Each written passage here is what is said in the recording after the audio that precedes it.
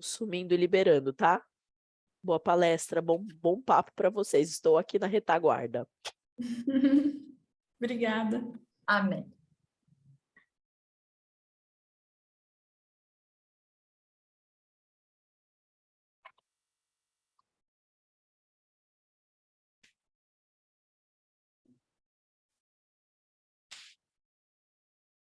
Bom, deixa eu ver aqui.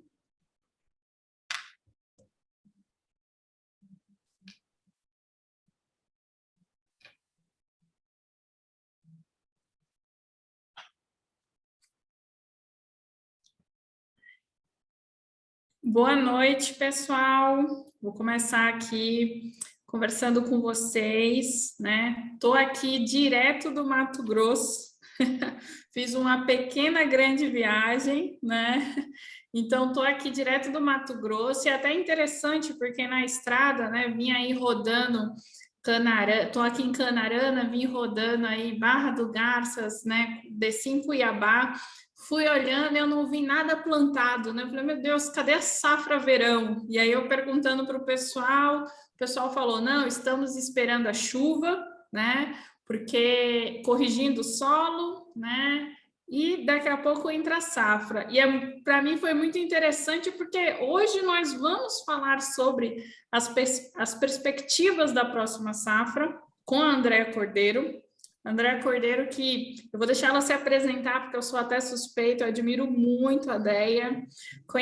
Tive a oportunidade de conhecer ela através desse trabalho no agro, através do trabalho com as mulheres, e a Deia é muito expert nesse assunto, então, para mim, enfim, é uma honra ter ela aqui nessa nossa academia, né, de crédito, para falar sobre esse tema que ela entende muito, compartilhar o conhecimento dela com a gente. E vou lembrando para vocês, né? Muita gente vai assistir depois, mas para quem está aqui ao vivo com a gente, mandem perguntas, aproveitem esse momento, Café com Especialista, a gente faz ao vivo para vocês aproveitarem esse momento e trazerem aqui as perguntas, porque vocês estão tendo aí um momento assim com uma pessoa que tem uma agenda difícil, né? Então, aproveitem. Deia, o espaço é todo seu. Muito obrigada por estar aqui com a gente. Ticiane, muito obrigada pelo convite. É óbvio que eu não teria como negar um convite de vocês, e aqui eu quero, inclusive, parabenizar esse projeto da Academia de Crédito, né, brasileiro no agro, e também parabenizar os membros, porque eu sempre digo que conhecimento ele valoriza pessoas, setor, uma comunidade, e vamos ampliar isso para o nosso agro, né? O setor se torna realmente mais capacitado e passa a ser excelência. A gente, numa terça-feira, frio, enquanto você está aí no Centro-Oeste, eu estou aqui no Sul, e eu cheguei ontem de Foz do Iguaçu, oeste do Paraná, região dos lagos, aonde primeiro se inicia o plantio, né, da safra verão no Brasil. Geralmente é uma competição, né, entre a região médio-norte do Mato Grosso e a região extremo-oeste do Paraná. E ao contrário de você aí, Ticiane, eu aqui consegui enxergar grandes preocupações pela chuva dos últimos dias, chuvas que continuam sendo marcadas nos mapas climáticos e que, de alguma maneira, acabam freando essa ansiedade, né, das famílias produtoras rurais em sair para campo, para semear essa safra verão, mas também, e aí é um alerta, né? A gente tem toda uma exposição da safra de trigo. Então, por um lado, queremos chuvas, sim, né? Para esse trabalho, sempre termina vazio sanitário, a soja já começa, né, a germinar. E nesse ano os trabalhos estão acontecendo, sim, mas não são tão intensos, embora tenha tido chuvas, exatamente por causa da continuidade de chuvas. Então, é algo para a gente pontuar aí como um desafio, né? Acompanhar justamente esse trigo, a qualidade do trigo que vai ser colhido aqui no sul por causa dessas chuvas. Bom, tendo feito essa introdução, eu queria dizer para vocês que eu sou Andréa Cordeiro, eu estou há 25 anos no agro, trabalhando sempre com a parte de comercialização. O foco do meu trabalho, a minha expertise é isso, comercialização, ferramentas de mitigação de riscos, né, com mercado de futuros, com barter, com contratos. Eu sou formada em Direito, teoricamente nada relacionado ao agro, né? Eu não advogo, mas fiz uma especialização em agronegócios pela Exalc USP, sou mestranda para negócios com China e Ásia-Pacífico, pois eu entendo que a gente precisa conhecer principalmente o nosso grande mercado que demanda, né? Demanda do nosso setor muito. Na realidade, demanda de muitos países em vários setores, e no Brasil não é diferente. Sou mentora do Descomplicando o Agro, uma mentoria extremamente descomplicada no falar do agro. Tenho alguns projetos de validação, de valorização das mulheres que estão trabalhando, atuando dentro e fora da porteira. Sou curadora de uma campanha, Lenços do Agro, que vem agora em outubro, né, onde o setor todo se mobiliza para receber doações para mulheres em tratamento de câncer. E, obviamente, não podia deixar de citar que sou coautora, junto com a Ticiane e outras duas colegas que se transformaram amigas, do livro Mulheres do Agro, Vencendo Desafios Dentro e Fora da Porteira. E estar aqui falando sobre a minha especialidade, a minha expertise, por muito tempo foi um grande desafio que eu tive que superar, mas o mercado hoje é muito inclusivo, né? Quando ele tem os palcos femininos e ele tem mulheres autoridades sendo validadas. Então, eu agradeço muito estar aqui. E, assim, não é uma palestra, é um bate-papo. Eu quero que vocês perguntem. O que eu não souber responder, ou o que eu não tiver segura da resposta, eu não vou responder, né? Não vai ser chutômetro. Então, a qualidade, a excelência, o compromisso é sempre muito forte com a assertividade. E quando a gente fala em mercado futuro, né? Enquanto a gente fala em tendências, em um mercado que é regido por preços, no mercado futuro, existem muitos mecanismos, muitos fundamentos que podem influenciar. Vamos pontuar, o ponto de partida da nossa conversa hoje, obviamente, é agro, né? A gente tem uma balança comercial muito pautada em vários produtos, e quando se fala em agro, dentro da porteira, fora da porteira, para parte do consumidor, todo mundo lembra muito da soja, né? Da soja pelo óleo de soja, às vezes pela margarina. A gente lembra muito do milho, da proteína animal, seja de que pecuária for, né? A gente tem laranja, tem café. Eu tive recentemente na Abitrigo, o trigo nem sempre é lembrado, mas também está aí no nosso agro no dia a dia, e a gente esquece que muitas vezes, trabalhando muito com a soja, a gente tem uma relevância muito grande do café, né? A gente tem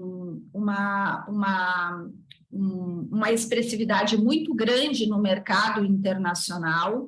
Quando a gente diz que 1/3 do café brasileiro, né, é consumido mundialmente, é porque realmente 1/3 da produção mundial vem do Brasil. E exatamente, eu não sei se a gente tem aqui, né, a cadeia do café, mas também temos algodão que saiu de uma berlinda de produção lá atrás, nos anos 80, tentou evoluir nos anos 90 e 2000, 2010, tomou um novo fôlego e teve uma cadeia totalmente transformada.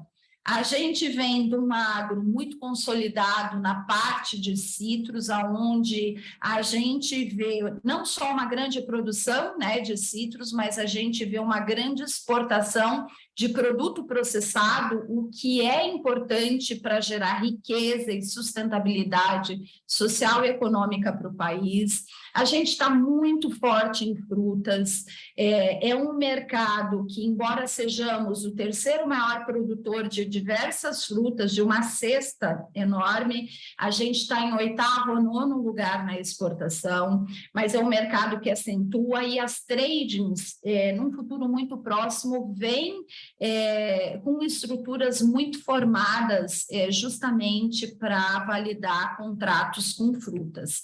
E óbvio que a gente tem, quando se fala em agro, a commodity queridinha, né, do Brasil, que é a soja, primeiro lugar em produção, primeiro lugar em exportação, safras seguidas de aumento de produtividade, aumento de área, e assim, temos um agro que busca novos mercados, especialmente nessa gestão desse governo.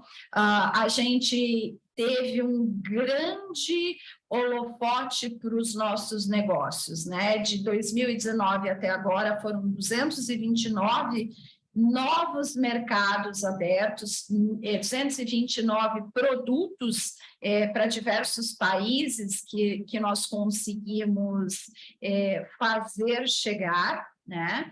E apenas nesse ano, um dado fresquinho aí atualizado na semana passada, 43 novos mercados. Então, a gente vê um agro nosso que é excelência, que tem um compromisso muito forte com a responsabilidade social e econômica, faz um peso na balança comercial. Se a gente for pegar, no ano passado a gente teve um superávit aí de 61 bilhões de dólares, e olha só que interessante, esse resultado só foi possível exatamente por causa do setor que a gente está.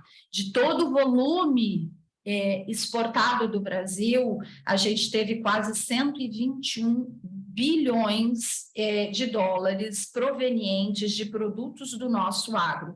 Então, quando a gente vê número, né, quando a gente escuta o agro é importante, a soja, o milho, muitas vezes a gente tem um entendimento, ok, vamos lá, é isso, vamos fazendo. Quando a gente vê os números e ver o que o agro aporta, a gente tem realmente a convicção de que tudo que a gente vai fazer precisa ser muito bem orquestrado, tudo muito bem minimizado em termos de risco. Tanto é assim dentro da porteira como fora da porteira. E vocês, numa academia, líderes, né, em crédito, vocês têm que ter isso tudo muito consciente e comunicado para a equipe de vocês.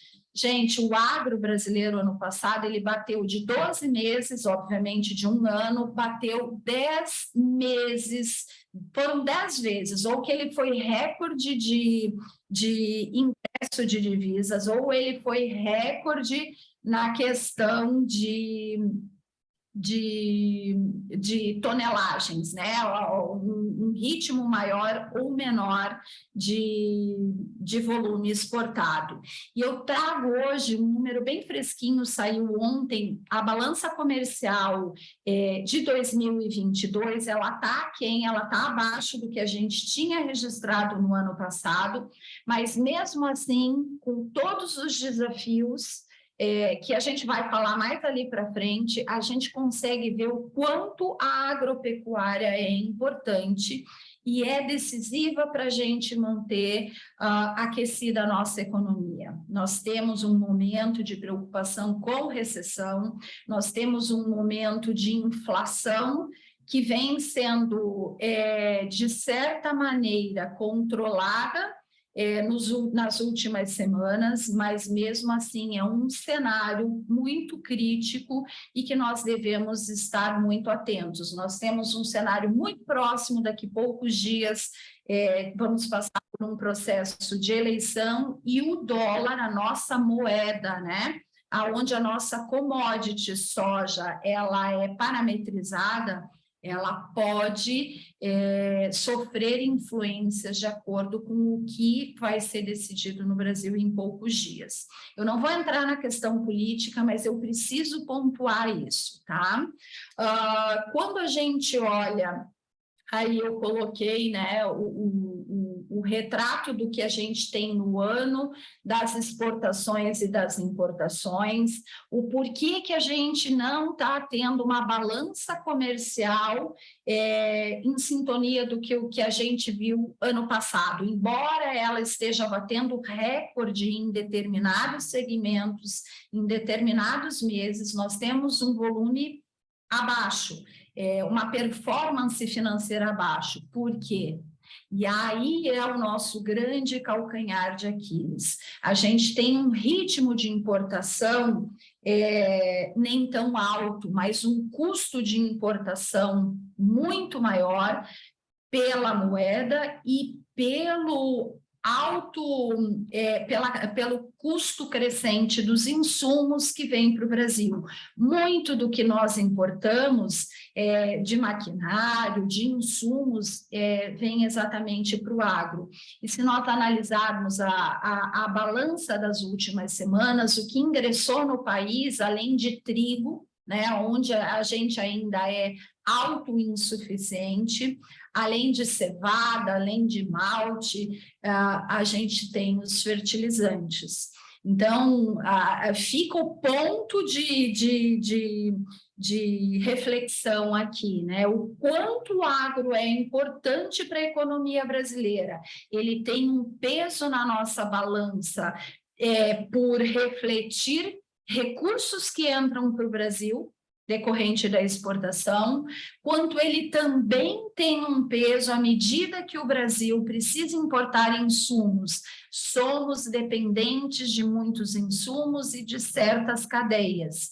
Então, esse momento nosso de dólar, essa crise que acontece internacionalmente, o Covid, o agravamento de tudo isso, e o conflito na região do Mar Negro encareceu extremamente os insumos, né, de base que a gente tem para esse plantio que a Ticiane comentou, que ainda não está acontecendo no Mato Grosso, e esse plantio que já começa a aparecer nos números, né? Conab trouxe algo como 2% numa perspectiva de Brasil.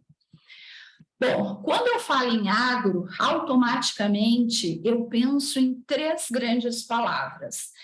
Certamente desafios, responsabilidades e também oportunidades. E aí é que as tradings, as revendas, as cooperativas, as cerealistas, as grandes instituições financeiras, elas precisam estar conectadas para poder assegurar bons serviços, liquidez, uma decisão para uma tomada rápida, né, para ela estar junto ao produtor lá dentro da porteira, para ela se resguardar de determinados riscos. Então, para mim, é sempre um pilar quando eu penso em agro, né? Justamente nessa questão de perspectivas, de cenários. Eu queria que vocês tivessem essas 3 palavras muito em mente cada vez que vocês forem otimizar operações ou fazer uma análise para um programa, né? Uma tomada estratégica. Então, quando a gente vê um momento de insegurança alimentar, que é o que a gente tem hoje, né? Rússia com Ucrânia, grandes produtores de milho, de trigo, e grandes produtores de girassol.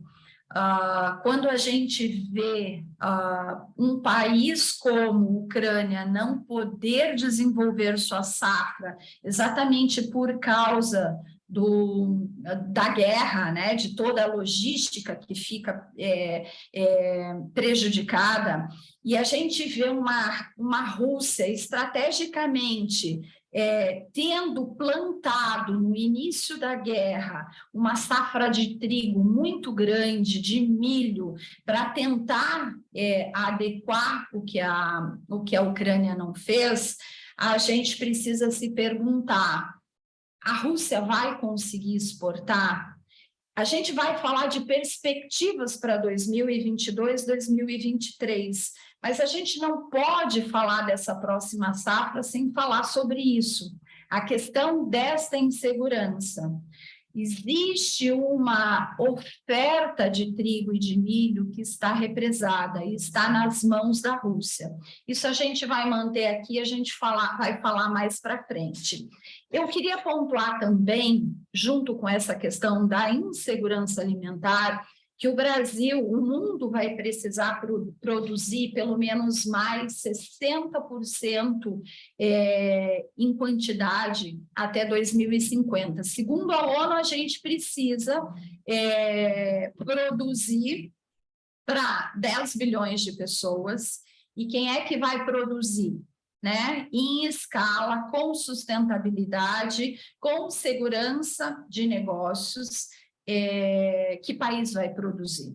Né? Nesse momento, obviamente, a soja não será Ucrânia e Rússia, porque lá a cultura de inverno é trigo realmente e milho, mas quem será? Né? Então, nós estamos às margens de uma grande evolução de safras na América do Sul, e isso está muito claro, né? Agora, quando a gente fala em safras, a gente não pode deixar de pontuar, junto para a perspectiva da safra 2022-2023, a gente não pode deixar de considerar Rússia e Ucrânia, com os estoques que tem de trigo e de milho, e a gente não pode deixar de considerar uma safra norte-americana que ainda não está totalmente definida. Nossa, Andréia, sério que não está definida? Não está definida. E o produtor norte-americano, as famílias produtoras, elas carregam um peso muito grande nos ombros. Quando a gente olha a produção dos Estados Unidos, a gente percebe, eu trouxe aqui os 3 últimos anos, né? 2020 e 2021, 21, 22, e essa safra, onde os Estados Unidos tinham tecnologia, porque eles foram rápidos em comprar os fertilizantes antes do Brasil, eles tinham tudo para ter uma excelente safra, e infelizmente, para eles, felizmente, para outros players de mercado, né, pela competitividade, eles apresentam problemas. eles apresentaram, primeiro lá atrás, um momento de extrema umidade, atraso de plantio de 3, 4 semanas, um plantio muito rápido, muito concentrado, uma safra que está atrasada. Por isso que a safra norte-americana ainda não está decidida. A safra americana foi plantada entre 3 e 4 semanas mais tarde. E a gente tem um número atualizado do USDA desse mês, colocando a safra dele sub 120 milhões. Nós temos uma colheita nos Estados Unidos, dados de ontem do USDA, né, do Departamento de Agricultura dos Estados Unidos, falando em soja 8% colhido, milho 12% e trigo. Por que eu disse que está atrasada? Porque nesse mesmo período, ano passado, a soja oficialmente estava 15% colhida, milho 17% e o trigo já tinha finalizado há algumas semanas. Então, por isso, a gente percebe que, em consonância com o peso que os Estados Unidos estão carregando, que automaticamente estão passando para os ombros de Brasil, de Argentina, de Paraguai e de Uruguai, a gente vê um mercado muito nervoso, né? E quando a gente fala em perspectiva, a gente pensa diretamente em preços também, e Bolsa de Chicago, né, na rentabilidade. Aqui eu trouxe um mapa só para vocês verem, eu sou muito visual, eu gosto, né, de ver o quadro, eu trouxe ali as últimas safras, em azul é a safra de soja, e em verde é a safra de milho. Vocês vejam que ano a ano, aqui é a safra verão e safrinha. Vocês vejam que a safra de milho, a safrinha se transformou num safrão, ela é maior do que a safra verão, e que praticamente a gente teve um ponto de encontro aí nessa safra, porque a soja quebrou, né? E o milho fez uma produção aí, poderia ser maior? Sim, poderia, mas a gente está tendo um ponto de encontro. O desafio do agro brasileiro vai ser produzir cada vez mais, não soja, mas também milho. Aqui eu trouxe os números de produção do que se produziu Brasil, Argentina e Paraguai. Eu estou comparando com os Estados Unidos só para vocês compararem. Vocês percebam que nas últimas 3 safras, Brasil foi maior em produção, né, de soja que os Estados Unidos.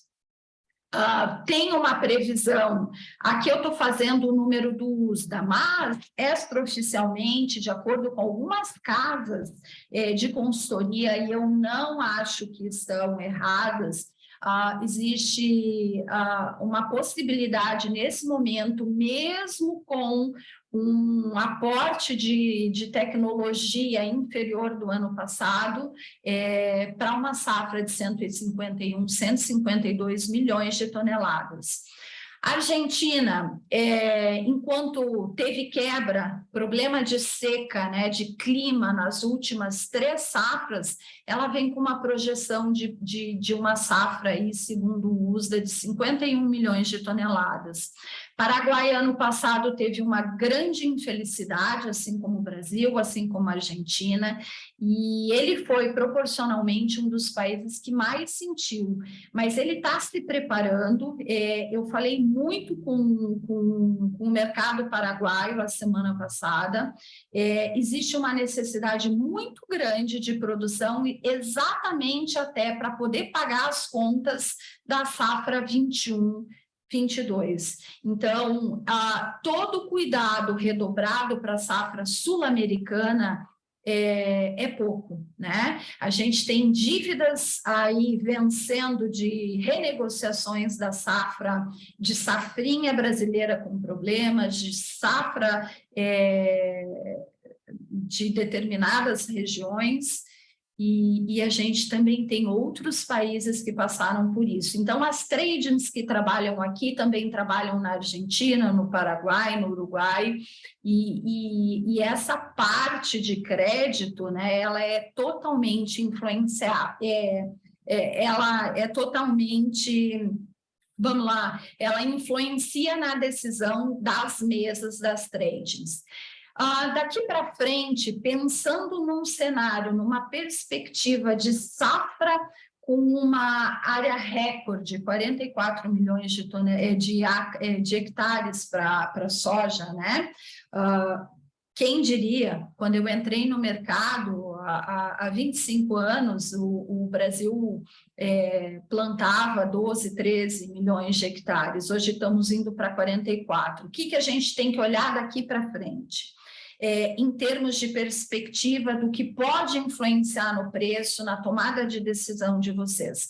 Certamente, a definição da safra dos Estados Unidos.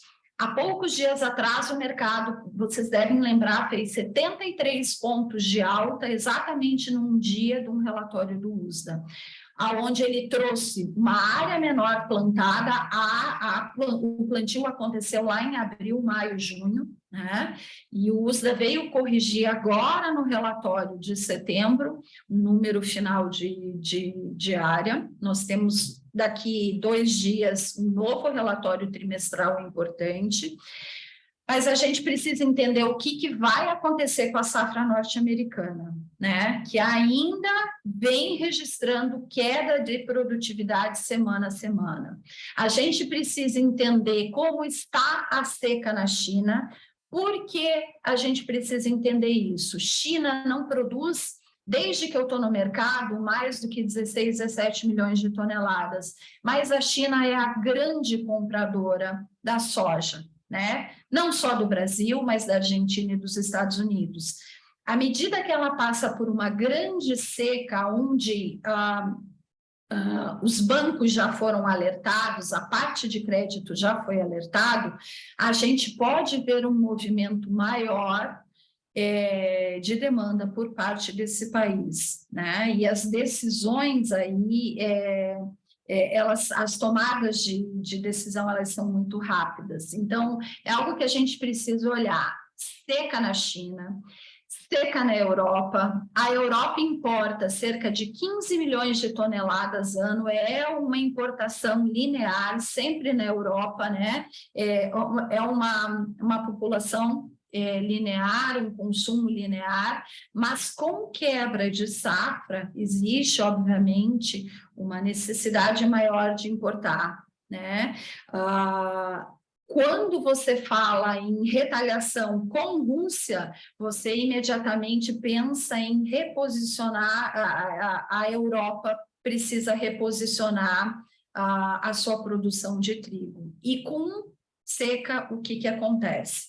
Então, a gente tem que olhar isso pode impactar, sim, na soja da Argentina, na soja dos Estados Unidos, na soja do Brasil. A gente tem que olhar o clima na América do Sul, e não é só no Brasil. Quando a gente fala em crédito, a gente tem que pensar nos 4 países produtores, a gente tem um ano de laninha, não adianta você estar numa empresa que você tem, né, está numa trading onde ela está localizada em 3, 4 países, que um é afetado. As tuas operações vão ser afetadas de certa maneira, porque decisões sobre o que está acontecendo, elas vão reverberar, né? Temos que olhar essa guerra do Mar Negro. Existe hoje um monte de medida restritiva contra a Rússia, mas a Rússia saiu de uma produção de 78 milhões de toneladas para 91 milhões de toneladas. Em contrapartida, quem é que vai comprar dela?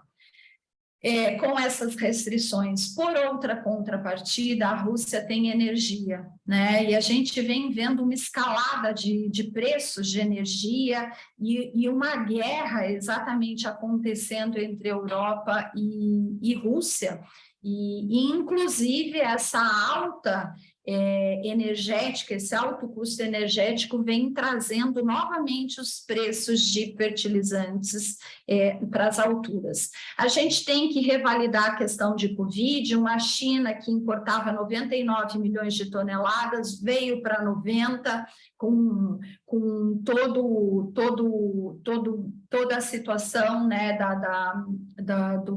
dos suínos, da doença dos suínos, da Covid, tem uma projeção de melhorar, mas ela pode ser ainda maior exatamente pela seca. A gente tem que ver os altos custos do que está impactando o nosso Brasil, fertilizante é um desses, né? A competitividade da Argentina, há 10 dias, 12 dias, vamos lá, 2 semanas, o governo da Argentina trouxe uma medida, né? Ele trouxe uma nova paridade de dólar para os produtores argentinos, ele trouxe o dólar soja, onde eles têm uma melhor performance, e isso fez simplesmente os argentinos venderem mais de 8,5, 9 milhões de toneladas em 2 semanas. Isso está impulsionando, fomentando alguns comentários de que a Argentina, que vai plantar daqui a uns 20, começa a plantar daqui a uns 20, 30 dias, o plantio é mais tarde na Argentina, a Argentina possa vir com uma área maior do que ela esperava. Por quê? Porque já existem comentários, né, da cadeia produtora que o país precisa dos dólares do agro. E por isso eles devem plantar mais do que eles já tinham falado. Então, aquele número de 51 que o USDA falou, ele pode ser mais barato, e isso pode pesar no preço da nossa soja aqui. A gente tem que olhar a questão do etanol nos Estados Unidos, a política de sustentabilidade, Califórnia falando que até 2030, se não me engano, não vai mais aceitar carros com combustíveis. Tá, André, se não aceita carro com combustível,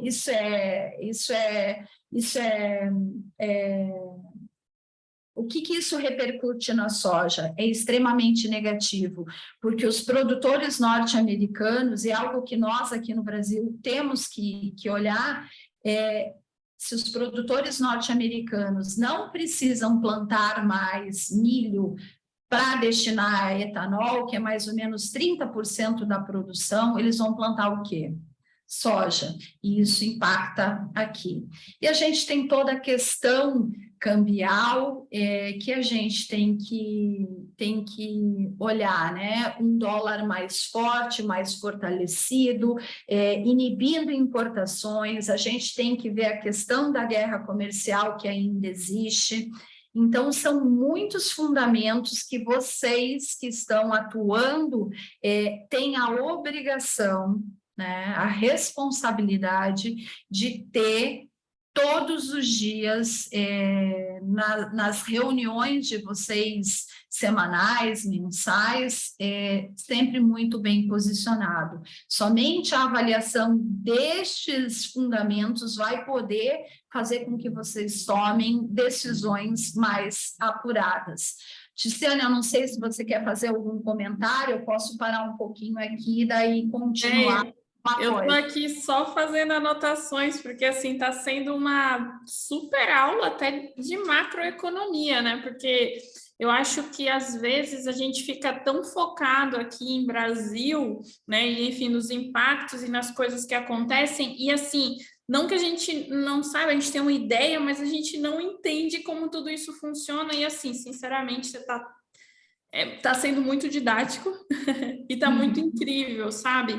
E assim, talvez o que eu queria perguntar, Deia, é assim, você está trazendo todo esse cenário e eu me preocupo porque, assim, a gente tem uma questão histórica de que o produtor, né, produtora rural, ainda não tem uma governança muito incrível, ainda não tem acertado o custo de produção, ainda faz hedge, né, que eu brinco, lambe o dedo, põe para cima, para onde o vento apontar, né, fecha ou não. Então, assim, tudo isso, enfim, eu queria saber o seu comentário, né? Para mim, vai ter um impacto muito forte no poder de pagamento, né? No endividamento, porque eu acho que não estão percebendo o quanto podem ficar endividados, porque assim, o custo aumentou, os preços também aumentaram, mas quem realmente fechou a conta?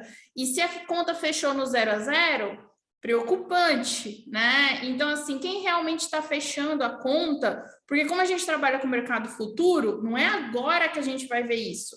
Tanto no crédito, né, para começar a liberar financiamentos aqui da safra verão, tudo bem que o adubo já liberou, mas os outros insumos ainda estão trabalhando e as trades ainda não todas, ainda não começaram a comprar forte, né, travar contrato, mas também na cobrança, a gente tem que pensar como é que vai ser 2023, coloca o satélite em todas as fazendas ou não para o monitoramento, né? Qual a sua visão nesse sentido? Eu tenho uma visão muito...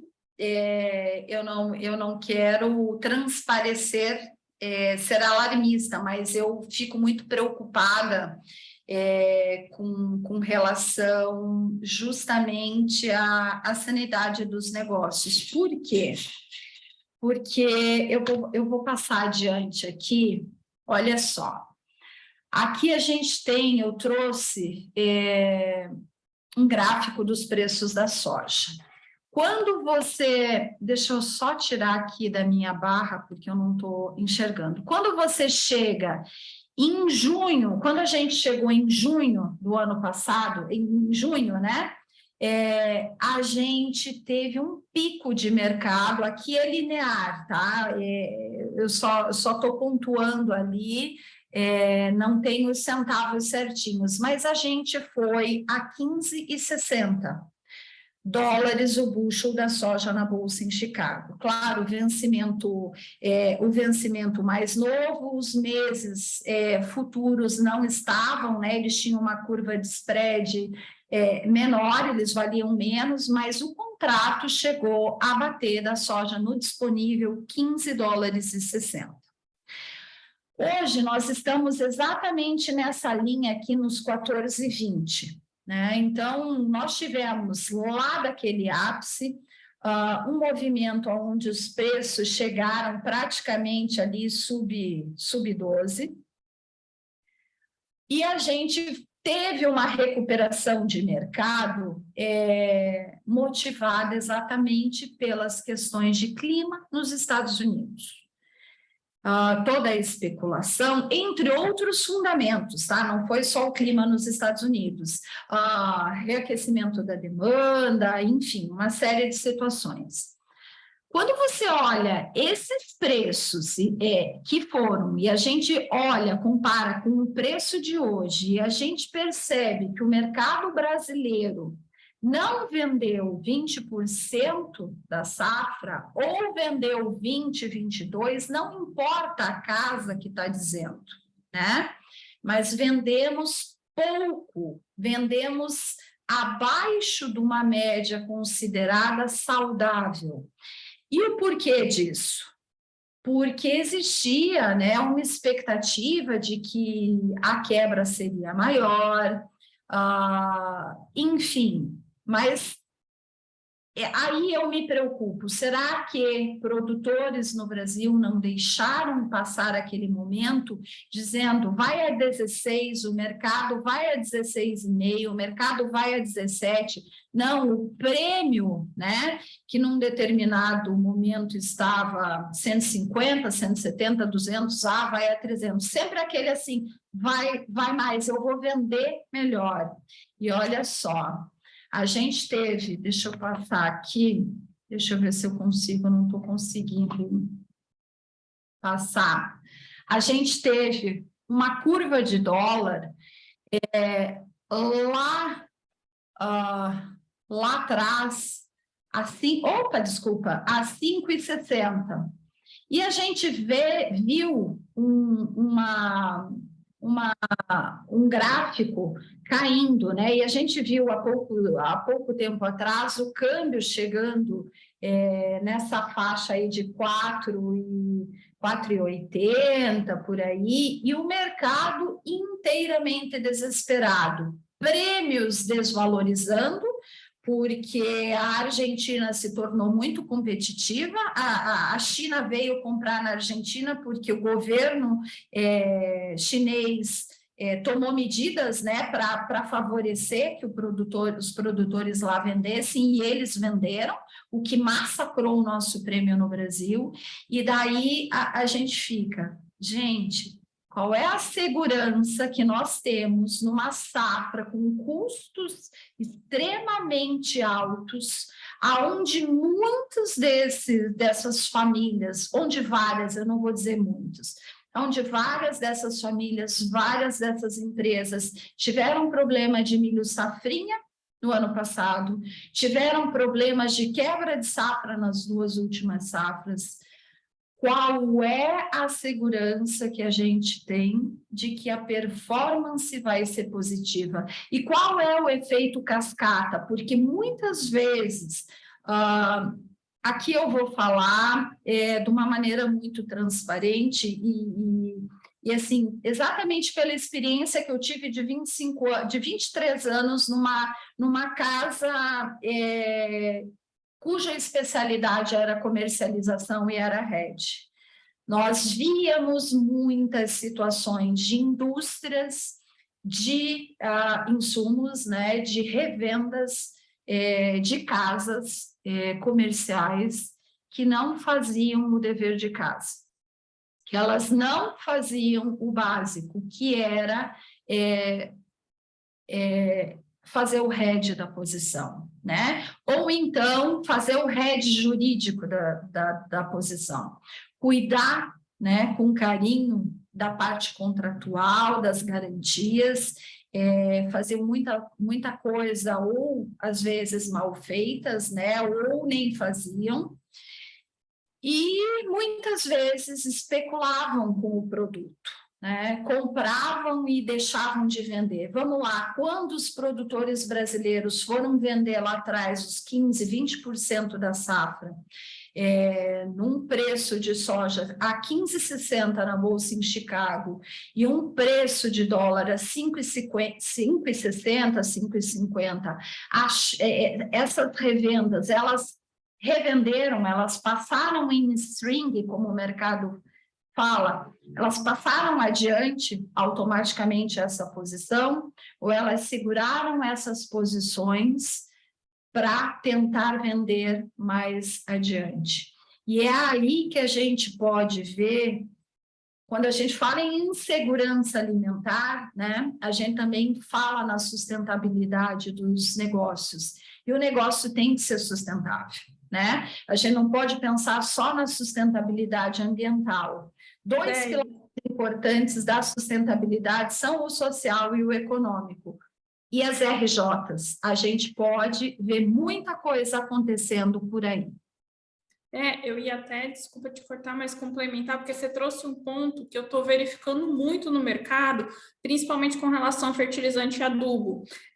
Algumas indústrias, né, seja revenda, enfim, ou indústrias menores, tomam a posição, prevendo negócios futuros, às vezes até pré-contratados com o produtor, não repassam a posição, enfim, não fazem a trava do contrato realmente de compra e venda, ou enfim, a operação, e aí às vezes o produtor perde o time, já deu o primeiro grau em garantia, ou já fez outra coisa, ou ele quer derrubar a compra, e ela tá toda tomada.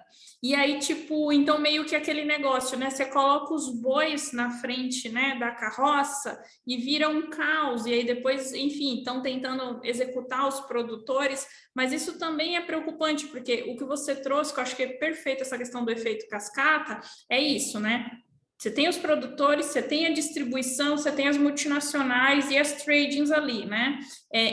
Se um não for fazendo a gestão, você vai fazer um caos generalizado no mercado. Acho que esse é o primeiro ponto, que vai ser muito complicado. Então, quando a gente pensa em RJ, talvez a gente esteja vendo, né, focando no produtor, mas talvez a gente tenha RJ também de algumas distribuições menores, não sei, né?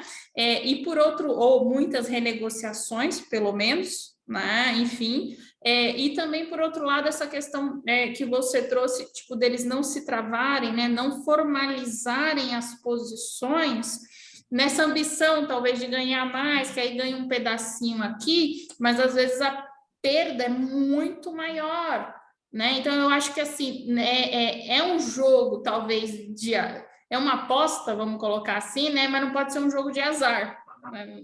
Não sei se... Os produtores com quem eu venho conversando, né? E assim, é algo que é no dia a dia de mercado mesmo, mas muitos deles justificam essa não tomada de decisão da comercialização, porque por um cenário de insumos caríssimos é uma justificativa, né? Não quiseram nem travar custo de produção, porque o custo era alto. E incógnitas exatamente sobre o dólar, né? Sobre aquela coisa, o dólar vai subir mais, né? Ano de eleição, vai a 6, vai a 6,50. Não venderam por receio climático de uma safra de custo alto e ainda por cima ter problemas. Aconteceu no ano passado. Nós vimos ano passado empresas, produtores vendendo soja a 80, 90, 100 reais, e essa soja, durante o período, né, que ele havia contratado lá atrás para uma entrega futura, quando ele foi entregar, estava 150, 160, ela chegou a 190, 200, dependendo de data de pagamento, com uma entrega antecipada. Então, assim, mas eu perdi dinheiro ano passado. Quando eu fiz um contrato a 90, 100, e quando eu fui entregar estava tanto. Mas ele tinha um excedente para vender, ele travou o custo, né? Eu sempre oriento cada cliente a trabalhar, pelo menos pensando em travar custo. Se ele for especular, ele especule depois de travar o custo numa escala de média de venda. A gente sempre pensa, escala de venda, né? Uma média de venda a gente faz para cima.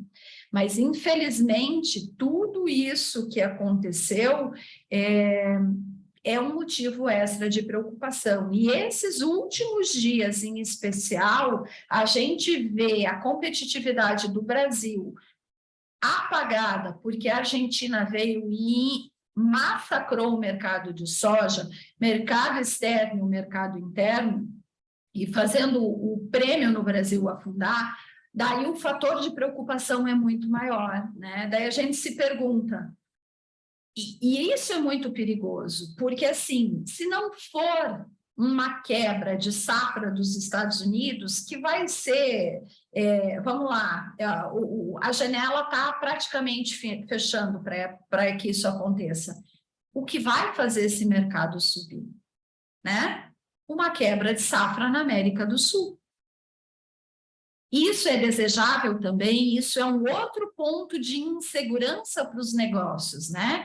É outra pergunta que a gente tem que fazer para o crédito. Ou sobe dólar, o que também é algo que não é extremamente positivo, né? Ajuda na performance, mas aumenta custo, ou acontece uma quebra de safra. Claro que existem outras situações, China pode decidir repor estoques, enfim, uma série de outras situações, né? Mas essencialmente é isso. O que faria o mercado subir nesse momento? Quebra aqui. Nossa, e eu acho muito importante até para que aqui a gente tem, né, tanto o pessoal que está assistindo ao vivo, como o pessoal que vai assistir depois, um público muito misto, né? E eu acho que é legal, porque cada um do que a gente está trazendo aqui vai trazer sua própria visão, sua própria análise, mas eu acho interessante esse overview de mercado que você traz, porque isso a gente não consegue ver na análise e concessão de crédito, né? Isso não está na matrícula, não está no CAR, não está no balanço, no IR. Essa análise de mercado é muito importante para decisão de tomada de risco também na concessão, né? E pensando no mercado, igual você falou, né? Pô, Paraná está de um jeito, né? Eu falei que Mato Grosso está de outro posicionado, obviamente cada um com a sua janela de plantio, mas a gente sabe que também há um impacto, se chover ou não, tem um impacto depois na produtividade e tudo mais, né? Dependendo da janela que for. Isso também nos liga um alerta de como será o ano que vem, né? Então, assim, tipo, para além de tudo, quando você trouxe, eu fiquei até preocupada, porque esse era um dado que eu não sabia, né? Que a gente não vendeu nem 20%. E assim, eu sempre brinco que assim, quando a gente chegava em setembro, a gente estava no pico do verão, fazendo as comercializações loucamente, fechando milhões de contratos. Já teve ano que em agosto a gente estava nesse pico, e agora a gente está aqui quase que entrando outubro, tranquilo, parecendo uma safrinha de milho, né? Fazendo as coisas. Isso é muito preocupante, essa calmaria, né? Exatamente. Tudo que acontece na esfera, né, de mercado é tudo muito sincronizado. Então, por isso até que vocês não estão sentindo esse ritmo, né, tão efervescente aí, porque os produtores não estão vendendo. É a origem quem faz, né, esse movimento. E a origem não está fazendo.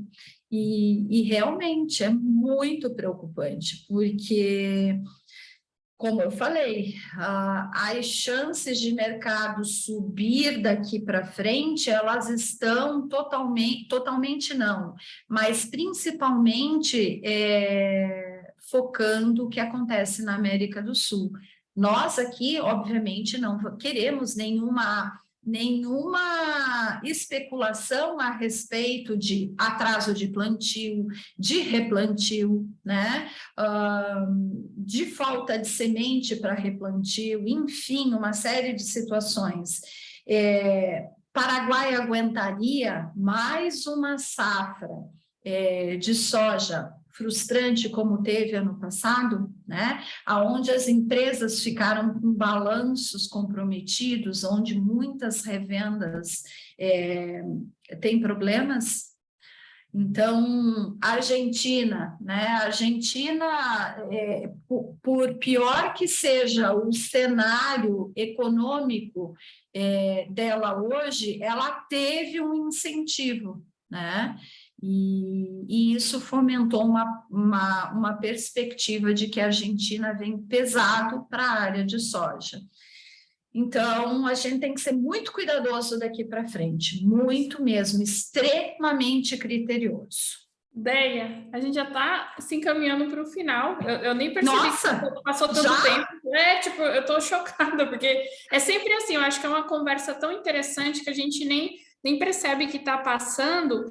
Para finalizar, Deia, eu sei que você já pontuou bastante, mas assim, eu acho que uma mensagem final, se você pudesse, assim, para o pessoal, tipo assim, qual seria, sei lá, a maior red flag? Tipo assim, gente, se isso aqui acontecer no mercado, né, tomem, é o sinal de alerta maior, né? É óbvio que tem aquelas questões mais básicas, mas assim, tem alguma coisa assim muito impactante? Por exemplo, é óbvio que está todo mundo ansioso pelas eleições por várias questões, mas assim, pós primeiro turno vai ser o impacto? Ou então, tipo assim, tá, gente, eleições vai ter um impacto, mas é pior a guerra? Ou então, eu sei que é uma pergunta de $1 milhão, mas sei lá, porque Deia, parece que tem muito lugar para a gente olhar, né? Tipo, Argentina, a guerra na Ucrânia, eleições, tanta coisa que, tipo assim, para onde a gente olha, né?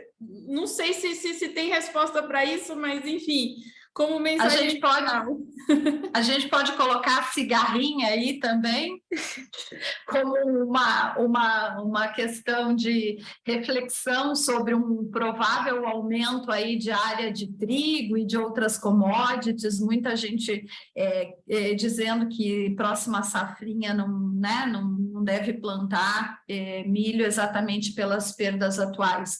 Bom, eu acredito que daqui para frente eu tive na Abitrigo e está todo mundo realmente muito focado no que vem aí a próximo final de semana. Existem 2 vieses diferentes para dólar. E o que eu digo é o seguinte: o Brasil, independente, aqui eu vou ser isenta na questão política e vou ponderar a questão macro.